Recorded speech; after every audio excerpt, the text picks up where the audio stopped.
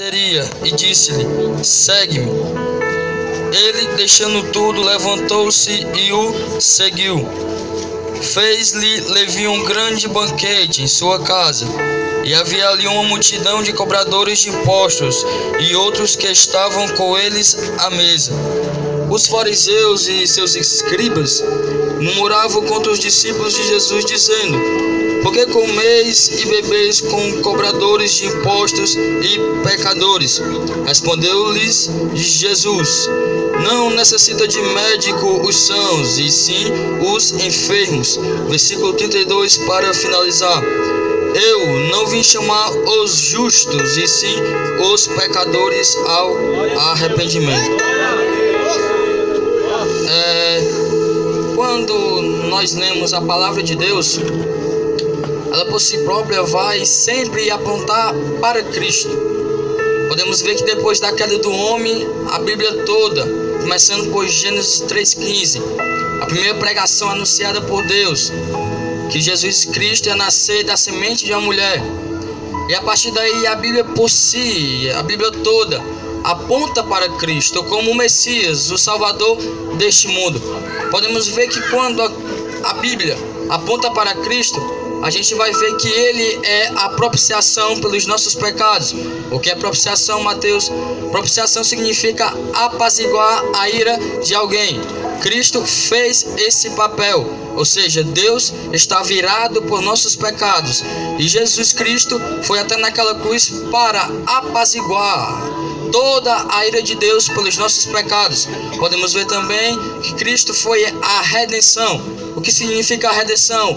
Redimir ou comprar de volta algo perdido. Assim foi Cristo. Nós estávamos perdidos, nós estávamos totalmente no estado de pecaminosidade, e Cristo foi a redenção pelos nossos pecados.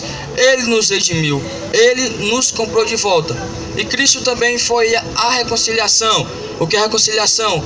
Ele nos reconciliou com o Pai. Só havia um mérito para que nós de novo se achegasse a Cristo. Por causa do pecado, fazer separação entre nós e Deus. E Cristo foi a reconciliação pelos nossos pecados.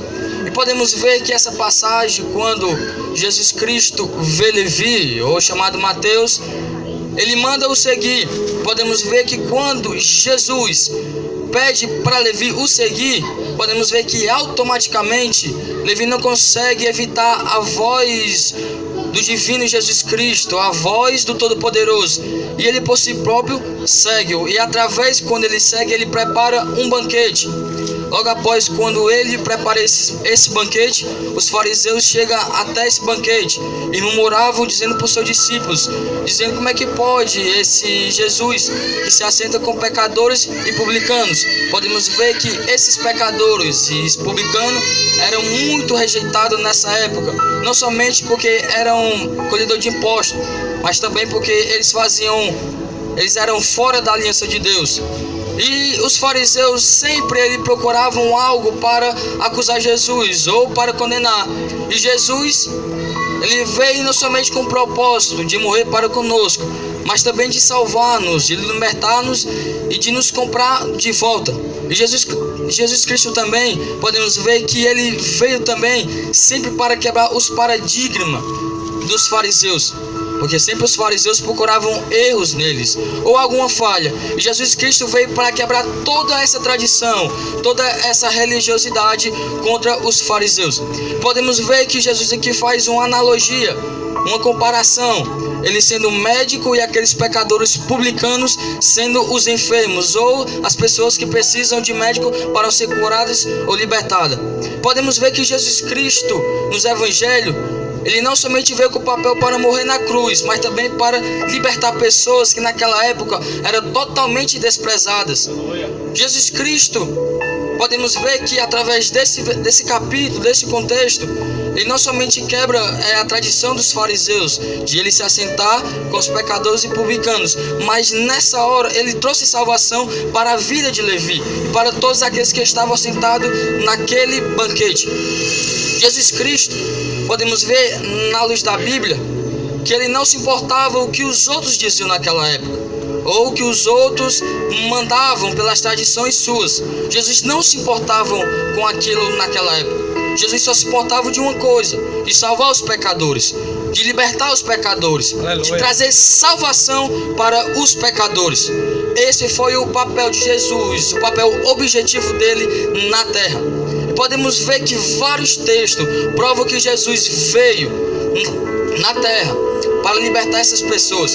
Podemos ver também que existia naquela época, como o Marco falou, a mulher adúltera, que ele perdoou os pecados daquela mulher.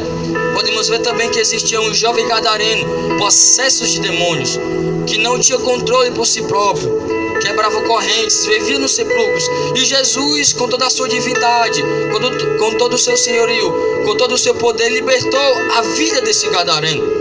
Podemos ver também que Zaqueu, um colhedor de impostos, esse também que era chamado Levi, ele trouxe salvação para a casa de Zaqueu. E é muito interessante a gente falar no Jesus nos tempos de hoje, porque pessoas procuram o sentido da vida, procuram um mérito para ser salvo, e não consegue porque não lê as Escrituras. Mas nós estamos aqui nessa noite para mostrar o único caminho que nos leva até Deus. E esse único caminho é somente Jesus Cristo, porque Ele mesmo o testificou. Quando nós olhamos para Ele, nós vemos o Pai. Quando nós vemos o Pai, nós vemos Jesus Cristo. Então entendemos através da luz da Bíblia que o único caminho que nós precisamos ser salvos, ou precisamos encontrar a eternidade, ou precisamos encontrar um caminho para sermos libertos, regenerados e santificados, é através de Jesus Cristo. Porque Jesus Cristo aponta para o Pai.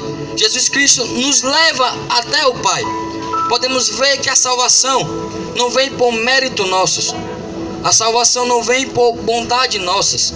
A salvação não vem pelo aquilo que nós fazemos exterior, pela bondade que nós fazemos ao nosso próximo, que isso é correto na luz da Bíblia. Deus concorda com esse tal ato.